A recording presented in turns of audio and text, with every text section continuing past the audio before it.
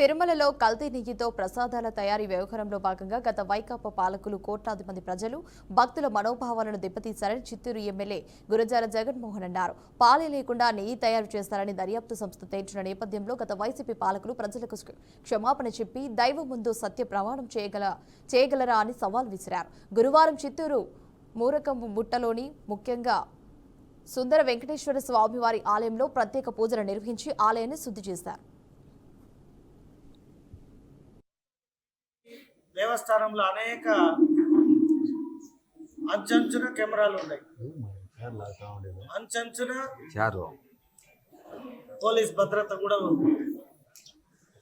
ఏదైతే ఒక విమర్శ వచ్చిందో అప్పుడు ఆ ప్రభుత్వానికి సంబంధించిన అధినాయకుడు కావచ్చు, ఆ పార్టీ అధ్యక్షులు కావచ్చు, లేదా అక్కడ పని చేసిన చైర్మన్లు కావచ్చు, గడిచిన ప్రభుత్వంలో ఎవరైతే టీటీడీ బోర్డు మెంబర్లుగా కూడా పనిచేశారో వాళ్ళ ఆత్మశుద్ధిగా ఒక ప్రశ్న, ఎప్పుడైతే ఒక ప్రభుత్వము ప్రజలు నిందించారో మీరు మీ చిత్తశుద్ధిని పరీక్షించుకునే దీంట్లో దేవస్థానంలో పోయి ఎవరైతే టీటీడీలో పనిచేసిన చైర్మన్లు, ఈఓలు, జేఈఓలుగా అలాగే ఈ టీటీడీ బోర్డు మెంబర్లతో పాటు చైర్మన్ గారు ఉన్నారో మీరందరూ కూడా దైవ సాక్షిగా మీరు ప్రమాణం చేయొచ్చు. మీరు తప్పు చేయని ఎడల దైవం పైన గౌరవం ఉంటే దైవ సాక్షిగా మీరు ప్రమాణం చేయొచ్చు. ఇప్పుడు అసెంబ్లీకి ప్రజలు ఎన్నుకొని పంపించిన తర్వాత స్పీకర్ ఫార్మేట్లో స్పీకర్ దగ్గర అసెంబ్లీలో ప్రతి ఒక్కరూ మేము ప్రమాణం చేస్తాం. నెయ్యిలో జరిగిన అవకతవకలు మొట్టమొదటిగా బోలే బాబా డైరీ అది అమలు చేయని అనేవాడు. అదేవిధంగా దాంతోపాటు అక్కడి నుంచి రసాయనికాలతో కలిపి దాన్ని స్మెల్ వచ్చే విధంగా కొంత యాసిడ్స్ కలిపి నెయ్యి స్మెల్ రావాలనే ఉద్దేశంతో దాన్ని తీసుకురావడం కూడా జరిగింది. సరే, ఒక సంవత్సరానికి ఒక నెలకు చూస్తే 100 టన్నులు నెయ్యి ఇస్తూ ఉన్నారు. అంటే వాళ్ళ 5 ఏళ్ల కాలంలో 6 లక్షల కేజీలు అంటే 600 టన్నులు నెయ్యి ఇచ్చారు. దాన్ని నేను క్యాలిక్యులేట్ చేస్తే నెలకి 1 ఇయర్కి ముందు అంటే 2022-23లో డౌట్ వచ్చి చెక్ చేసి 2 ట్యాంకులను రిటర్న్ పంపించారు. ఆ 2 ట్యాంకులు కూడా రిటర్న్ వచ్చిన దాన్ని కాళహస్తిలో ఉండే వైష్ణవి డైరీ అని ఉంది, ఆడికి పోయి ఇంకొక ట్యాంకులో ఫిల్ చేసి అదే నెయ్యిని మళ్ళీ యాక్సెప్ట్ చేశారు. అదేవిధంగా రైట్, ఇక బులెటిన్ లో బ్రేకింగ్ న్యూస్ అయితే చూస్తున్నాం. బీఆర్ఎస్ అధినేత కేసీఆర్ లేకపోతే సిట్ అధికారులు స్పందించారు. ఇక కేసీఆర్ కోరిన విధంగానైతే సమయం ఇవ్వాలని నిర్ణయించారు. తదుపరి విచారణ భాగంగా కొత్త తేదీపై అయితే సస్పెన్షన్ అయితే కొనసాగుతోంది. అంతకుముందు సిట్ అధికారులు జారీ చేసిన నోటీసులపై కేసీఆర్ అయితే సానుకూలంగా స్పందించారు. శుక్రవారం మధ్యాహ్నం 3 గంటలకైతే విచారణకు నందినగర్లోని నివాసంలో అందుబాటులో ఉండాలని అయితే వారు కోరారు. అయితే మున్సిపల్ ఎన్నికల నామినేషన్లకైతే శుక్రవారమే ఆఖరు తేదీ కావడంతో అభ్యర్థులను ఖరారు చేయడంలో భాగంగా తాను బిజీగా ఉన్నాడని విచారణ అయితే మరో రోజు జరపాల్సిందిగా కేసీఆర్ పోలీసులకైతే తెలిపారు. జూబ్లీ హిల్స్ సిపి పి వెంకటగిరికి శుక్రవారం అయితే తాను హాజరు కాలేకపోవడానికి గల కారణాలనైతే వివరిస్తూ 2 పేజీలనైతే లేఖ రాశారు. సెక్షన్ 160 సిఆర్పిసి ప్రకారం అయితే మరో రోజున తనను ఎర్రవల్లిలో నివాసంలో విచారించారు. 65 ఏళ్లు పైబడిన వారు విచారణ కోసం పోలీస్ స్టేషన్ వెళ్లనవసరం లేదని తెలియజేశారు. పోలీసులే వారి ఇంటి వద్దకు వెళ్లి విచారణ చేపట్టాలని, ఇకపై నాకు పంపాల్సిన నోటీసులను కూడా ఎర్రవల్లికే పంపాలనైతే కేసీఆర్ కోరినట్టు తెలుస్తోంది. ములుగు జిల్లా తాడ్వాయి మండలం మేడారంలో సమ్మక్క సారలమ్మ అమ్మవార్ల జాతర వంగరంగ వైభవంగా జరుగుతుంది. ఈ నేపథ్యంలోనైతే తెలంగాణ ఉప ముఖ్యమంత్రి బట్టి విక్రమార్క దంపతులు, టీపీసీసీ చీఫ్ మహేష్ కుమార్ గౌడ్ దంపతులు జాతరలో పాల్గొని అమ్మవార్లను దర్శించుకున్నారు. నిలువెత్తు బంగారం, పసుపు, కుంకుమ, చీరసారితో అమ్మవార్లకైతే మొక్కులు చెల్లించారు. ఉప ముఖ్యమంత్రి దంపతులు, మంత్రులు సీతక్క, అడ్లూరి లక్ష్మణ్, ఎండోన్మెంట్ శాఖ అధికారులైతే ఘన స్వాగతం పలికారు. అమ్మవార్ల దర్శనం అనంతరం వారికి ప్రసాదం అందజేశారు. రంగారెడ్డి జిల్లా చేవెళ్లలో పేదల అసైన్డ్ భూముల కబ్జాపై సిపిఎం నాయకులు తీవ్ర ఆగ్రహం వ్యక్తం చేశారు.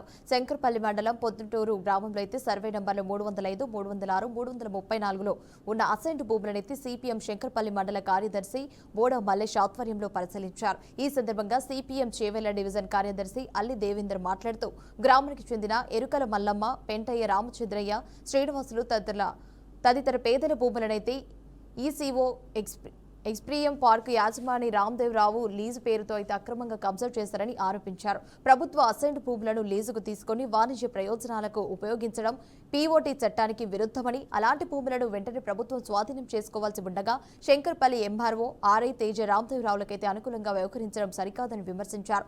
రైతులు రాతపూర్వకంగా ఫిర్యాదు చేసినా కూడా అధికారులు పట్టించుకోవడం లేదంటూ పేర్కొంటూ జిల్లా కలెక్టర్ అయితే వెంటనే శంకర్పల్లి ఎంఆర్ఓ సురేందర్ ఆర్ఐ తేజలనైతే సస్పెండ్ చేయాలని డిమాండ్ చేశారు. దాదాపు 20 ఎకరాల పేద దళితుల భూములనైతే కబ్జా చేసిన రామ్దేవ్ రావుపై అయితే కఠిన చర్యలు కూడా తీసుకోవాలని ప్రభుత్వాన్ని కోరారు.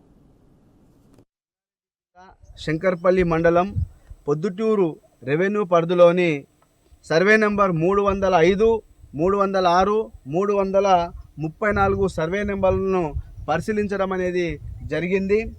ప్రధానంగా ఇక్కడ ఏదైతే ప్రభుత్వం అసైన్ ల్యాండ్ చట్ట ప్రకారము భూమి లేనటువంటి పేదలకు ఇక్కడ ఎరుకల మల్లమ్మకు దాదాపు భూమి అనేది ఇక్కడ ప్రభుత్వం ఇవ్వడం అనేది జరిగింది.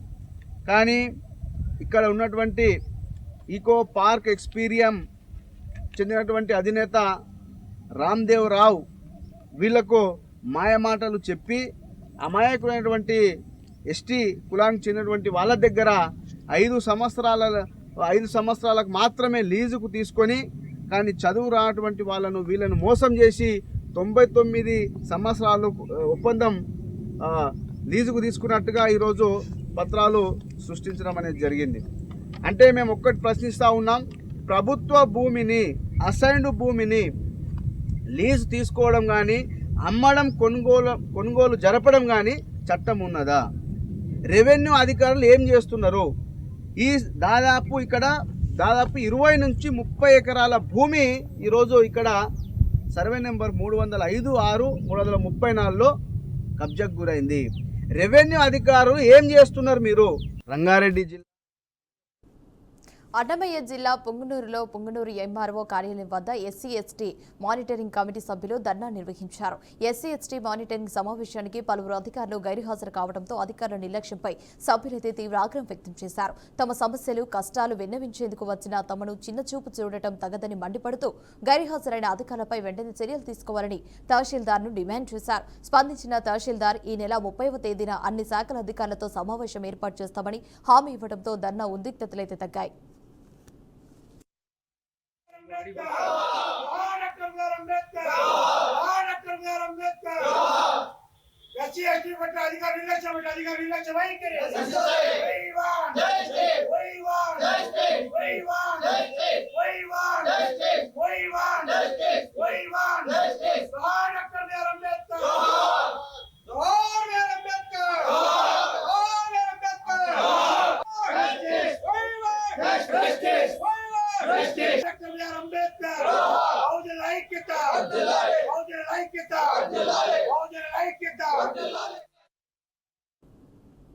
పల్నాడు జిల్లాలో ఫ్లెక్సీలు స్థానికంగా కలకలం సృష్టించాయి. పిడుగురాళ్ల పట్టణంలో గుర్తు తెలియని వ్యక్తులు కల్తీ నెయ్యి మహాపాపమనే శీర్షికతో అయితే భారీ ఫ్లెక్సీలు ఏర్పాటు చేశారు. ఫ్లెక్సీలలో పామాయిల్ కెమికల్స్ కలిపిన ద్రవాన్ని 68.17 లక్షల కిలోల జంతువుల కొవ్వుతో అయితే కల్తీ నెయ్యి తయారు చేస్తున్నట్లు ఉంది.